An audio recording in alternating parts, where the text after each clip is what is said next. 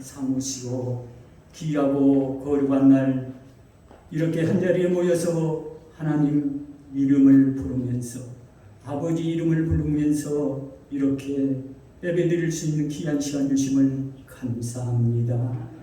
한 주간 삶도 아버지 저희들 늘 입술로는 하나님을 사랑한다 하면서도 생각은 세상에 있고 세상 허영에 따라서 살아갈 때가 너무나도 많이 있습니다. 아버지 저희들 용서하여 주시옵시고 아버지 다시금 하나님의 은혜를 깨닫는 귀한 시간 되게 도와주시옵소서. 아버지 하나님 특별히 이 나라의 민족 사랑하여 주시어서 아버지 선교사님들을 통하여서 복음의 씨를 뿌리게 하시고 아버지 선교사님들의 헌신과 수고로 하나님의 귀한 능력으로 아버지 양적으로 성장하며 영적으로 주님의 귀한 재단들이 풍케 하셔서 아버지 정말로 주님의 귀한 이 나라의 민족이 복받는 민족이 되었습니다. 아버지 이 나라의 민족 아버지 다시금 복음의 불길이 일어나서 아버지 잘 사는 민족이 될 수 있도록 지속될 수 있도록 하나님 은혜가 함께하여 주시옵소서.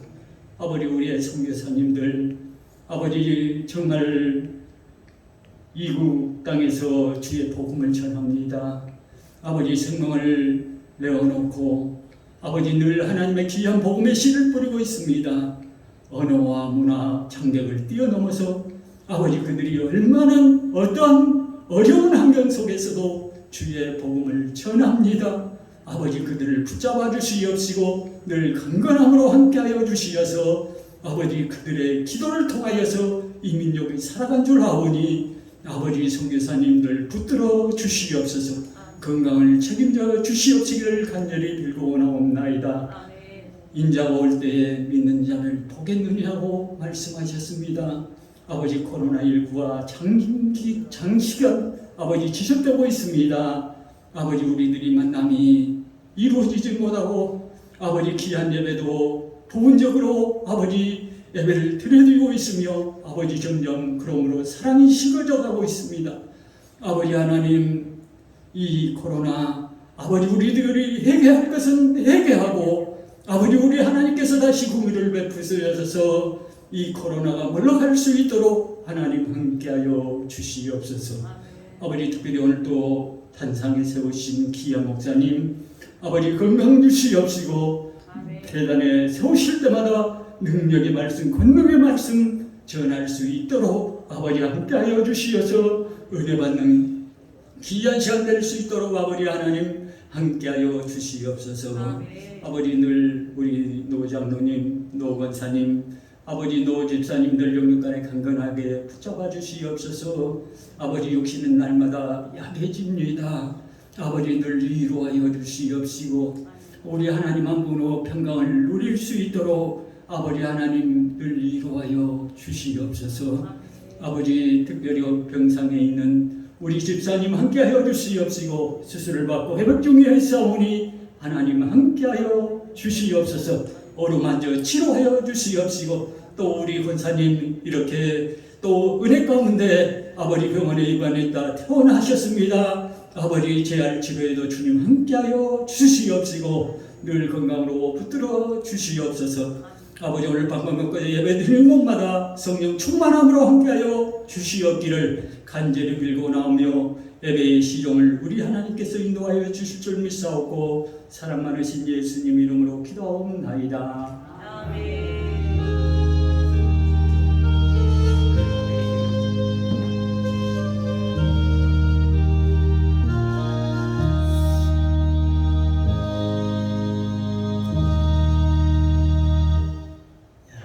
이어서 야훼 하나님께서 우리에게 주신 축복의 말씀 보겠습니다. 요한복음 8장 3절로 11절까지 말씀입니다. 제 성경책 신약성경 157쪽입니다. 제가 먼저 봉독합니다. 돌아가면서 함께 읽고 마지막 절 함께 봉독해 올리도록 하겠습니다. 3절 제가 먼저 봉독합니다. 서기관들과 바리새인들이 간음 중에 잡힌 여자를 끌고 와서 가운데 세우고 예수께 말하되 선생이여 이 여자가 가늠하다가 현장에서 잡혔나이다. 모세는 율법에 이러한 여자를 돌로 치라 명하였거니 선생은 어떻게 말하겠나이까? 저희가 이렇게 말하면 고소할 조건을 얻고자 하여 예수를 시험함이로라. 예수께서 검을 굽히사 손가락으로 땅에 쓰시니 저희가 묻기를 마지 아니하는지라 이에 일어나 가라사대 너희 중에 죄 없는 자가 먼저 돌로 치라 하시고 다시 몸을 굽히사 손가락으로 땅에 쓰시니 저희가 이 말씀을 듣고 양심의 가책을 받아 어른으로 시작하여 젊은이까지 하나씩 하나씩 나가고 오직 예수와 그 가운데 섰는 여자만 남았더라. 예수께서 일어나사 여자 외에 아무것도 없는 것을 보시고 이르시되 여자여 너를 고소하던 그들이 어디 있느냐 너를 정죄한 자가 없느냐. 7절 읽겠습니다. 대답하되 주여 없나이다. 예수께서 가라사대 나도 너를 정죄하지 아니하노니 가서 다시는 죄를 범치 말라 하시니라. 예, 아멘. 할렐루야. 참 좋으신 아버지 하나님 주님 감사합니다. 한 주간도 하나님 은혜 가운데 지켜주셨다가 이렇게 바쁘고 또 이렇게 동번기 가운데 또 하나님께 지켜주시고 이렇게 복날 주셔서 주님 앞에 나와서 하나님의 말씀을 듣게 하시고 마음껏 찬양하게 하시고 주의 성호를 높일 수 있는 은혜를 주시니 감사합니다. 이 시간 주의 말씀을 듣는 시간입니다. 부족한 종 하나님의 말씀을 대언고자 합니다. 성령께서 도우시고 인도하여 주시옵소서. 이 시간 성령님 모시고 인정하고 환영합니다. 충만하게 임재하옵소서. 예배의 시종을 아버지께 부탁드리며 예수님의 이름으로 감사드리며 기도드리옵나이다. 아멘. psalm 한번 인사 나눌까요? 주님의 이름으로 사랑합니다.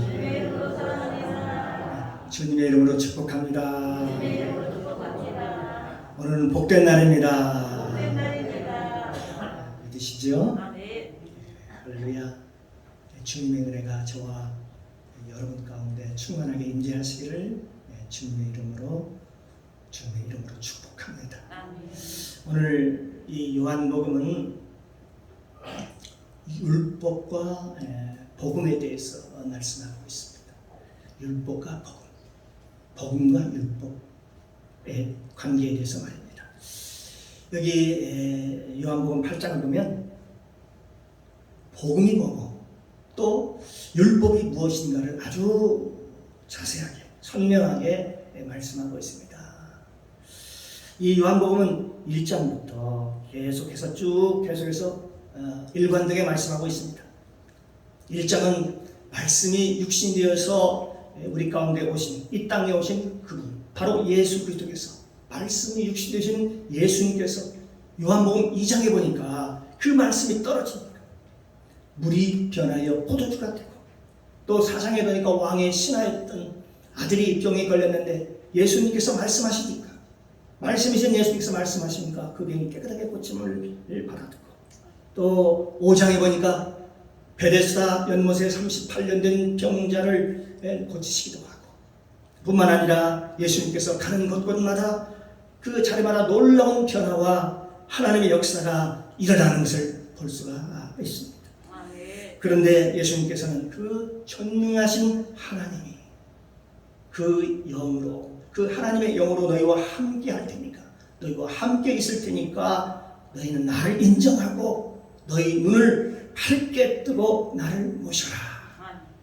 그러면 내가 너와 함께 살겠다라고 말씀하시면서 너희가 만약 나를 구주로 영접하고 모시면 너희 배에서 너희 안에서 영원한 기쁨의 생수가 넘칠 뿐만 아니라 영원히 목마르지 않을 뿐만 아니라 무엇을 먹을까 무엇을 마실까 무엇을 입을까 염려하거나 걱정함이 없는 그런 아름답고 복된 삶을 살 것이라고 하나님께서 계속해서 요한복음을 통해서 우리에게 말씀하고 있습니다.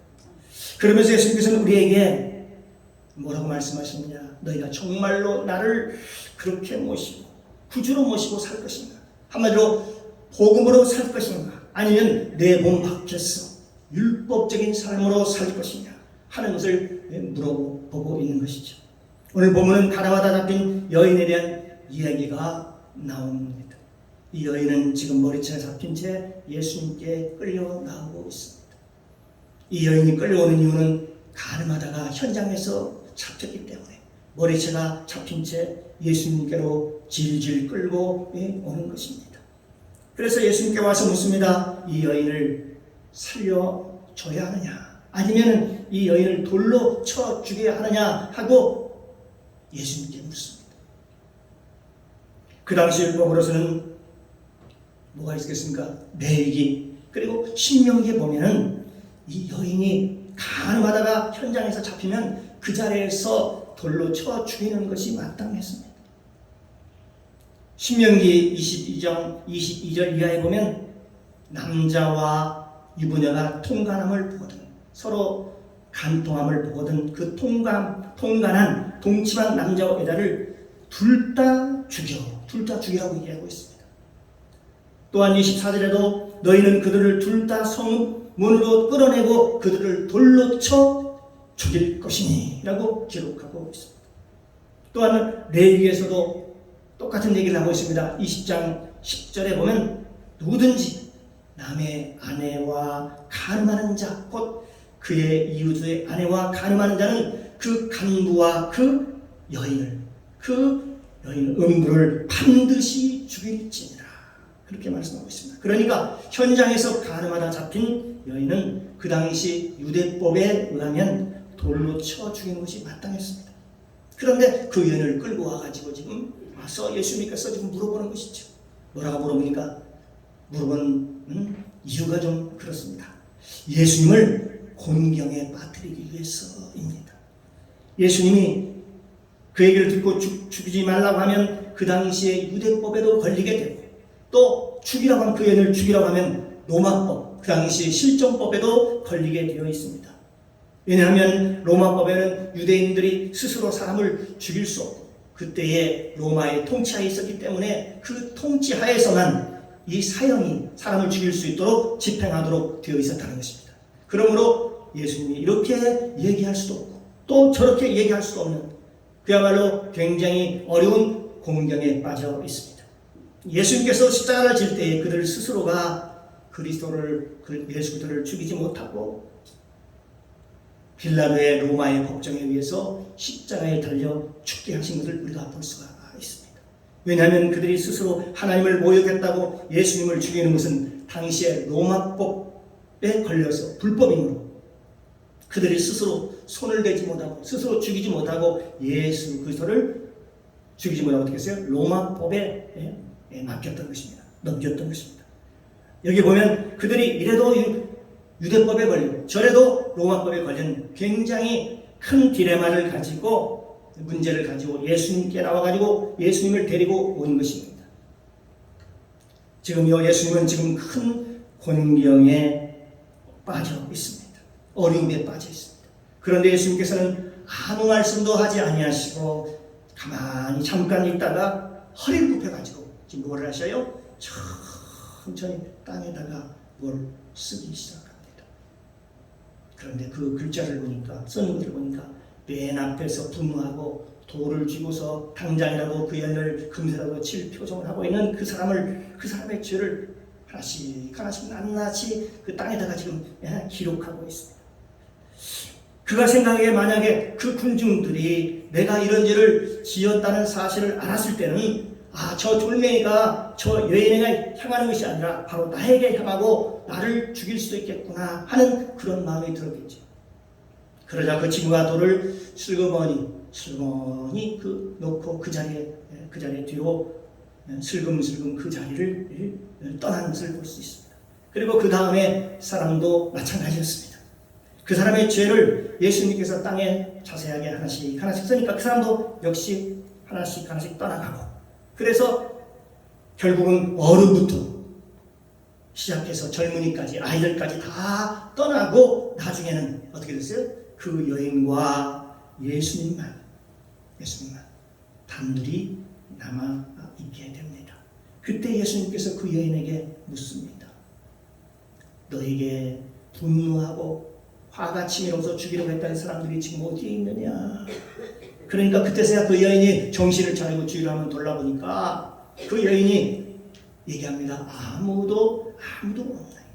나를 죽이려고 한 사람들이 다 없어졌나이다. 그렇게 얘기를 하지요. 이때 예수께서 말씀하시기를 나도 너를 정죄하지 아니하노니 다시는 가서 죄를 범치 말라. 죄를 짓지 말라.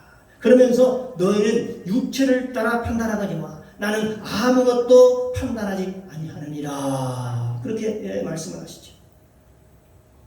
너희들은 모든 것을 볼 때 육체를 따라 판단하지? 그렇지? 너희들이 눈으로 본 것, 귀로 들은 것으로 판단하거니와 나는 그 어느 누구도 내가 보고 들은 것으로 그걸 가지고 내가 판단하지 않는다. 그러면서 거기에 한마디 더 붙입니다. 내가 만일 판단하여도 내 판단은 옳으니라. 내 판단은 참되더라고. 그렇게 예수님께서 말씀하십니다. 왜 참되냐면 왜 참될까요? 예수님 말씀은 왜 참될까요? 이는 내가 혼자 있는 것이 아니라 나를 보내신 이와 함께 계시기 때문에 나와 함께 하시기 때문에 하나님과 함께 계시기 때문에 내 판단은 옳은 것이니라. 그러나 내가 육체에 있는 동안은 그 어느 누구도 판단하지 아니하노라. 내가 아무리 어떤 불의를 볼지라도 내가 육체에 있을 때는 스스로 판단하지 않고 그 판단을 다 어떻게 한다는 거예요? 예수님은요? 그 판단을 하나님께 맡긴다는 것이죠. 그 판단을 하나님께 맡기는 것입니다. 이것은 우리가 바로 하나님의 자리에서 내려오는 것을 의미합니다. 사랑하는 성도 여러분, 예수님께서 하신 이 말씀이 아주 놀랍지 않습니까? 내가 판단하여도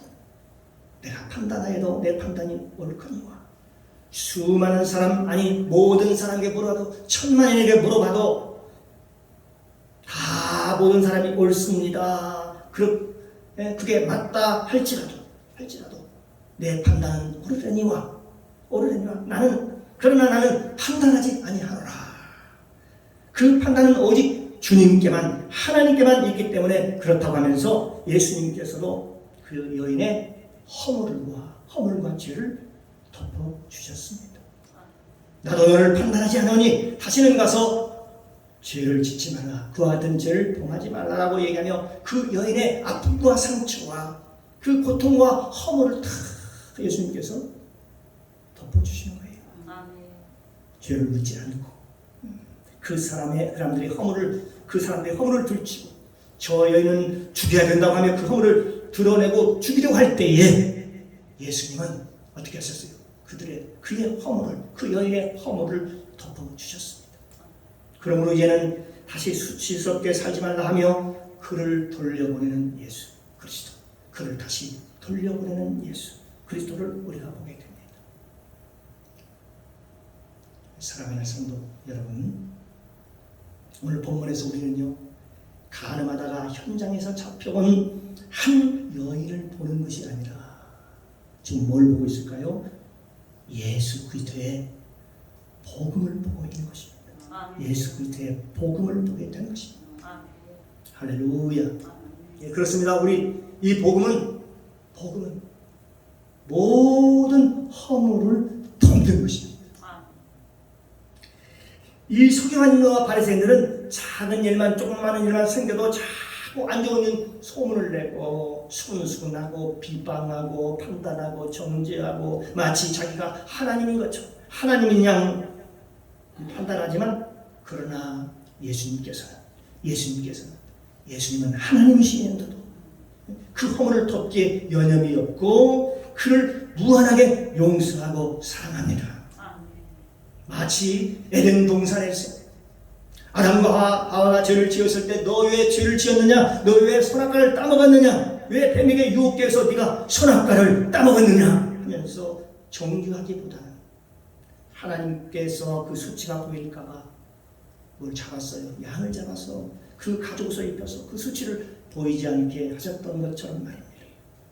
우리가 이 세상을 살아갈 때 하나님 앞에 당당히 나갈 수 없는 죄임에도 불구하고 예수님께서 나를 위하여 십자가에서 피를 흘리시고 그 보혈로 허물을 덮어주셨던 것처럼 예수님께서 우리 허물을 덮어주셨던 것처럼 말입니다.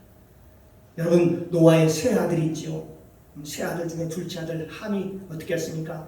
아버지의 수치, 아버지가 빨가벗은 그 모습을 보고서 수군거리고 그 허물을 이야기할 때에, 그러나 두 아들 셈과 야벳은 겉옷을 들고 어깨에 메고 뒷걸음치면서 그의 허물을 덮어주었던 것처럼 말입니다. 예수님께서 여러분 우리의 허물과 죄를 덮어주시는 거예요. 저 소돔과 고모라 성이 멸망해 나갈 때에 아브라함은 하나님 앞에 무릎을 꿇고 하나님께 기도하는 모습을 봅니다. 그 성 중에 50인이 있으면 어찌하오리까? 아니 45인이 있으면 어찌하오리까? 아니 40인이면 어찌하오리까? 점점 숫자가 줄지요. 30인, 20인, 10명 있으면 어찌하오리까? 여러분, 그 당시 소돔과 고모라는 아브라함이 보기에도 하나님 보시기 아니라 아브라함이 보기에도 멸망에도 마땅한 그런 도시였다는 것입니다. 예, 거기는요 음란이 판을 치는 그런 도시였습니다. 그러나 아브라함은 하나님 앞에서 어떻게 했어요? 그 허물을 덮기에 여념이 없었습니다. 아브라함은요 안타까운 마음으로 기도하면서 조금만 더 하면서요 숫자를 줄여가면서까지도 그 소돔과 고모라가 멸망되지 않기를 그렇게 기도하는 모습을 봅니다. 한마디로 아브라함은 말입니다. 그 안에 하나님이 계셨습니다. 그 안에 누가 있었다고요? 그 안에 하나님, 그 안에 예수님이 계셨습니다. 예수님이 계신 자만이 이렇게 중보할 수 있습니다. 예수님이 있는 자만이 남의 허물을 덮어주는 것입니다. 세상의 모든 사람, 눈이 있고 귀가 있는 사람, IQ가 있는 사람은 누구나 판단하고 정죄할 능력이 있고 그 놀라운 실력을 가지고 있습니다. 어떤 실력일까요? 다 보면 판단하고 정죄할 수 있는 능력이 있다는 얘기입니다. 하물며 서너 살, 대여 살 먹은 어린아이들도 마찬가지입니다. 이 세상에 살면서 어느 누구도 다 판단하고 정죄할 수 있는 능력이 있습니다. 여러분도 있습니다. 그러나 요한복음은 그리스도와 연합한 사람과 그리스도와 연합하지 못한 사람에 대해서 계속해서 1장부터 쭉 얘기하면서요 계속해서 말씀하고 있는 것입니다.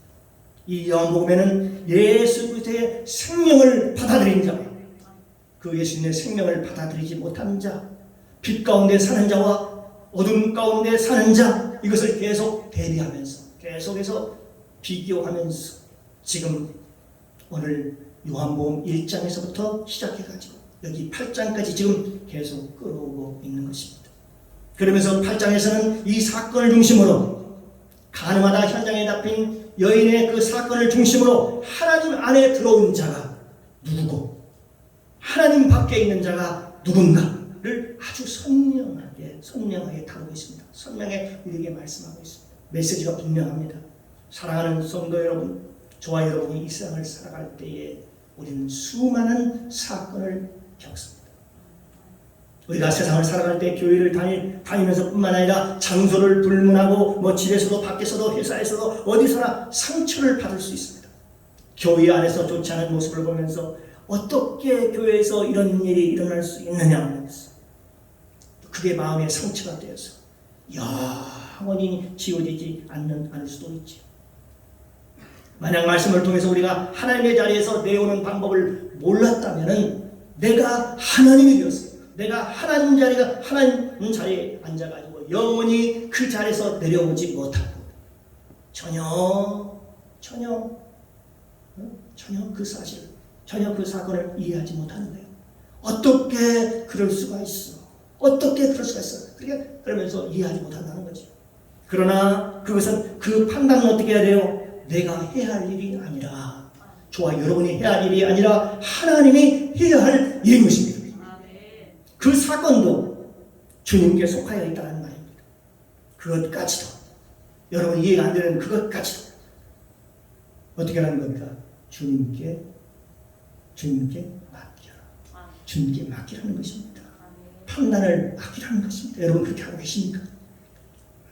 수고하고 무거운 짐지다 다 내게로 오라. 내게 와서 내게 맡기라. 그리하면 너희가 진정한 쉼을 얻으리라. 이렇게 말씀합니다. 우리가 정지하고 판단하는 것은요, 여러분 우리에게 그것이 얼마나 수고하고 무거운 짐이 되는가를 알 수가 있습니다.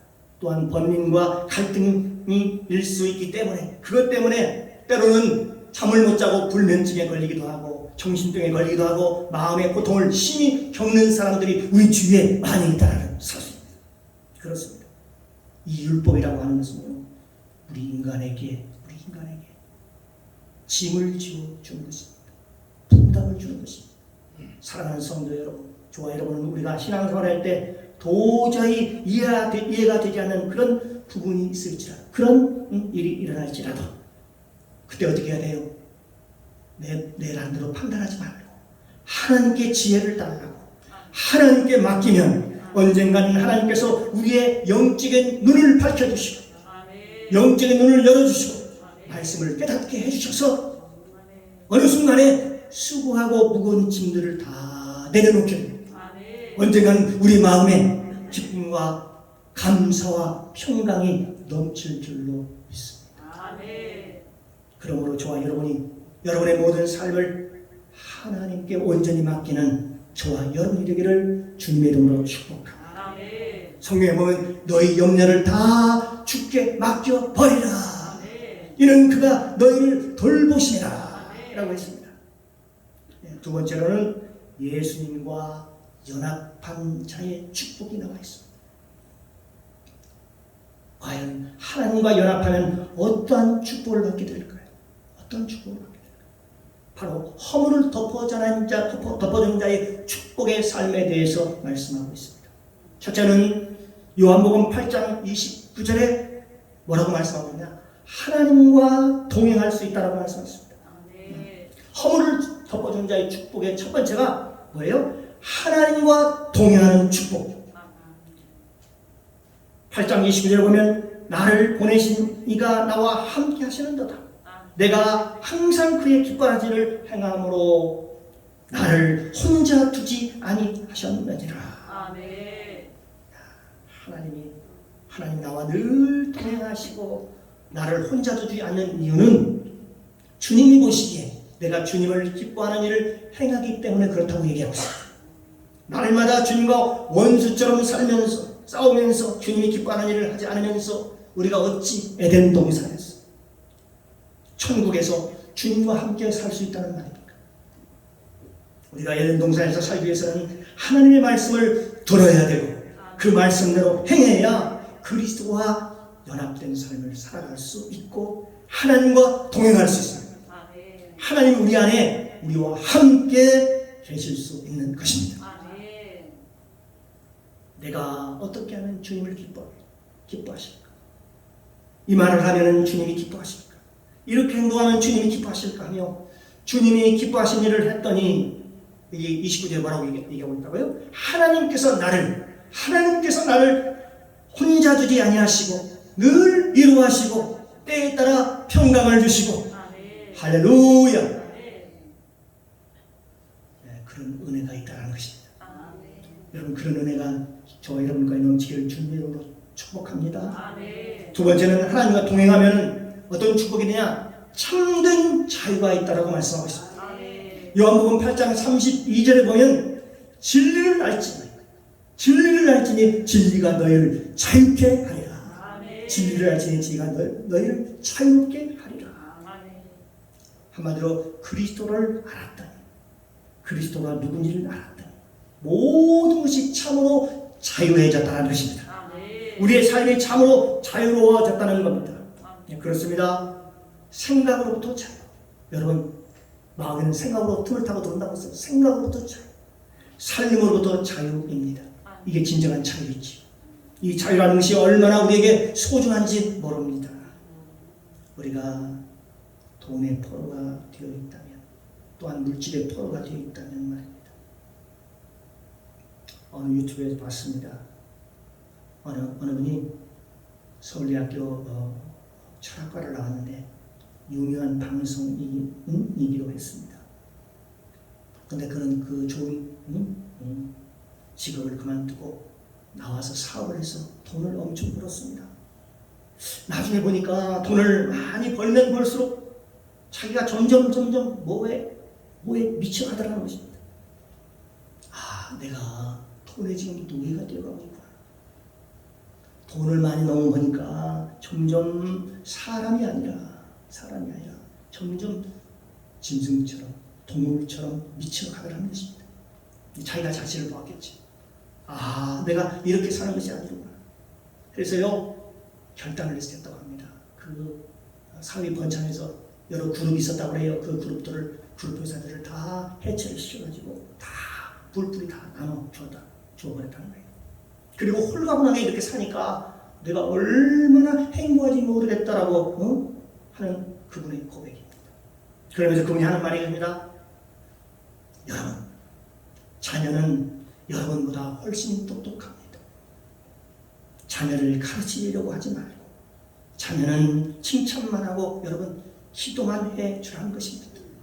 왜냐하면 자녀는 다음 세대를 이끌어갈 참다운 주역이 되기 때문에 그렇습니다. 그러면서 우리는 구세 사람입니다. 그러므로 신세대 사람을, 이 자녀들을 자기 고집으로만 가르치려고 하지 말고 새로운 시대를 이끌어갈 사람들을 자기 생각대로, 나처럼 살라며, 내 생각대로 살라며 자기 방식대로 가르치려고 하니 아이들이 그 말을 듣겠냐 하는 것입니다. 이건 전 진실이 않다라고 얘기했습니다. 여러분, 우리가 뭐에 노예가 된다는 거예요. 거기에 사로잡힌다는 것은 그건 무서운 것입니다. 우리가 돈에 사로잡힌다는 것, 물질에 사로잡힌다는 것, 이건 무서운 거예요. 이건 두려운 것입니다. 예, 마귀의 밥이 되기 때문에 그렇습니다. 어떤 사람들은 거기에 사로잡혀서 불면증에 걸리기도 하고 신경쇠약에 걸리기도 하고 정신병에 걸리기도 합니다. 하나님께서는 그 사랑하는 자들에게는 잠을 주시는도다. 여러분, 모든 그런 자유를 얻기를 바랍니다. 마음에 참 기쁨과 평안이 넘칩니다. 나는 아무 근심이 없습니다. 평강은 하나님께서 주시는 것입니다. 평안을 너희에게 끼치노니 나에게 평안을 너희에게 주노라. 내가 주는 것은 세상이 주는 것과 같이 아니라. 그러므로 염려하지도 말고 근심하지도 말라. 그렇게 말씀하십니다. 사람이 자유한다는 것이 얼마나 사람을 행복하게 하는지 모릅니다. 여러분, 어느 것에나 묶여서 포로가 되지 않기를 주님의 이름으로 축복합니다. 포로 된 자를 자유케 하기 위해서 예수님께서 이 땅에 오셨다라고 말씀하셨는데, 그랬는데 우리가 스스로 포로가 되어서 어디에 사로잡혀서 사는 게 참 많다라는 것입니다. 그래서 하나님 자녀된 축복, 그의 자녀된 축복뿐만 아니라 그리스도와 연합한 자의 축복은 이렇습니다. 진리를 알지니, 예수님을 제대로 알면 진리를 알지니 진리가 너희를 자유케 하리라. 우리가 그분과 연합하면 자유케 된다는 것입니다. 반면에 하나님과 연합하지 못하는 자의 삶은 어떤 것이냐 하는 것입니다. 연합되지 못한 자의 삶, 연합되지 못한, 하나님과 연합되지 못하고 그리스도와 연합되지 못한 삶은 첫째로 하나님을 알지 못한다는 것입니다. 요한복음 8장 55절에 보면 너희는 그를 알지 못하되 나는 아노니, 그렇게 말씀하고 있습니다. 너희는 하나님이 누군지를 알지 못한다. 예수 그리스도의 밖에 있는 사람은 하나님이 누군지를 알지 못한다는 것입니다. 두 번째는 하나님을 알지 못하니까 어떻게 보면 사는 삶이요, 마귀의 자식으로 살아가더라는 것입니다. 하나님의 자녀로 살아가야 되는데 마귀의 자녀로 살아가더라는 것입니다.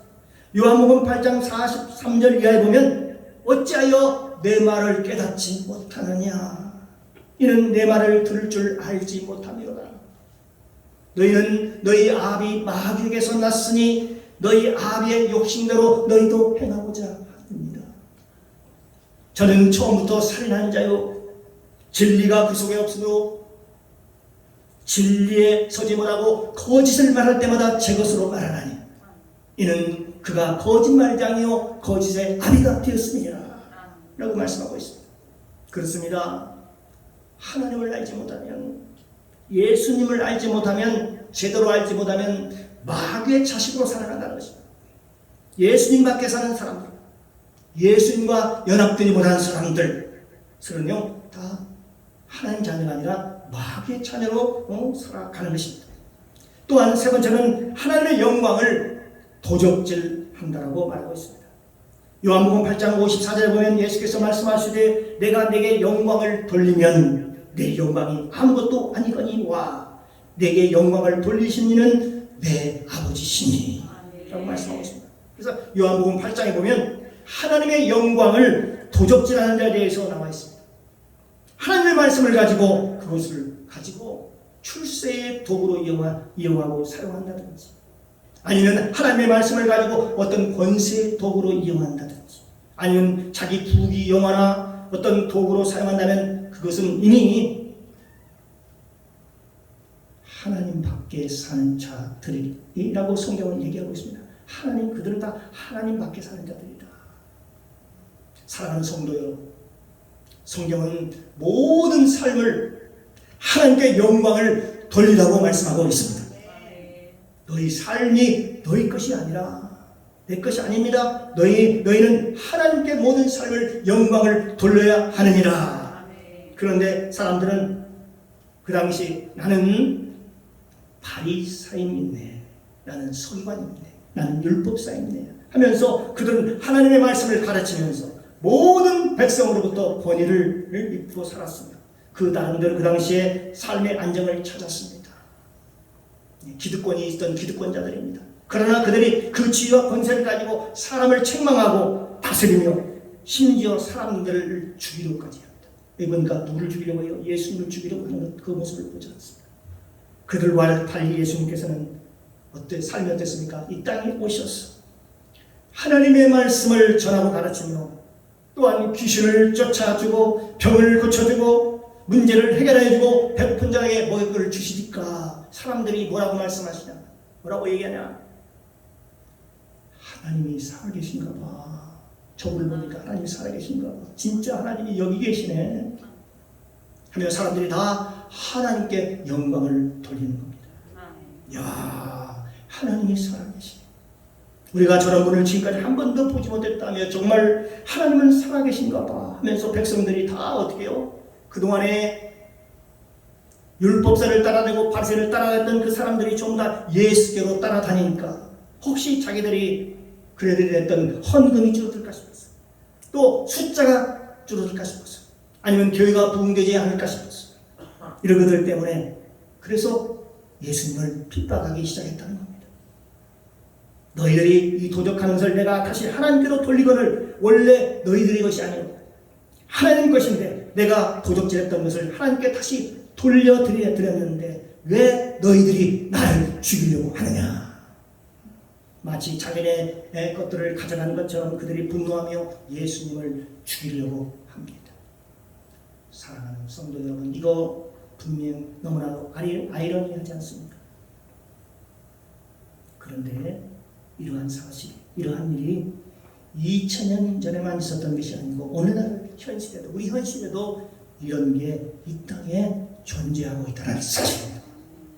우리가 작은 일을 해도 그렇고 우리가 어떤 사업을 해도 그렇고 직장 생활에도 그렇고 하나님이 주신 권세, 세상의 권세도 그렇고 이것은 원래 내 것이 아니었습니다. 그럼 누구란 겁니다? 내게 주신, 내게 하나님께 더하여 주신 것입니다. 한마디로 하나님의 선물인 것입니다. 그것은 하나님의 영광을 위하여 우리에게 주신 것입니다. 그러므로 우리는 하나님께 마땅히 영광을 돌려야 하는 것입니다. 그럼에도 불구하고 우리가 뭘 하나님께 드리라고 하면 마음속에서 분노가 일어나고 억울해하고 그런 경우가 너무나 많다는 것이죠. 이 요한복음의 마지막 결론이 뭘까요? 내가 네가 나를 사랑하느냐? 정말로 네가 나를 사랑하느냐? 하는 것입니다. 그런데 이 사랑하느냐 하는 말을 요한복음 21장 마지막에서만 하는 것이 아니고 그 후에도 계속해서 하고 있는 것입니다. 이 말씀을 계속 말씀하고 있는 것입니다. 이 성경에 쭉 그러면 창세기부터 쭉 그게 그 흐름이 쭉 내려가고 있는 것입니다. 네가 정말 나를 사랑하느냐? 너희가 나를 사랑하느냐? 그러면 빛 가운데로 걸어가라. 네가 정말 나를 사랑하느냐? 너희가 예수밖에 있지 말고 나와 함께 우리 입으로 들어와서 나와 함께 살자. 네가 정말 나를 사랑하느냐? 나와 동행하지. 네가 진실로 나를 사랑하느냐? 그러면 너희 선한 말을 하거라. 이 말을 예수님께서 계속해서 우리에게 지금 오늘날 우리에게도 묻고 있습니다. 사랑하는 성도 여러분, 우리 모두 입술로 고백하기를 이 베드로의 고백처럼 내가 주를 사랑하나이다. 내가 주를 사랑하나이다. 내가 주를 사랑하나이다. 내가 주님을 진실로 사랑한다는 그 고백하는 축복이 저와 여러분 심령 가운데 부어지고 주어진 환경과 삶 속에서 주님의 이름으로 축원합니다. 저와 여러분의 주어진 환경과 삶 속에 여호와의 사랑이 가득하시기를 주 예수 그리스도의 이름으로 축복하고 축원합니다. 기도합니다.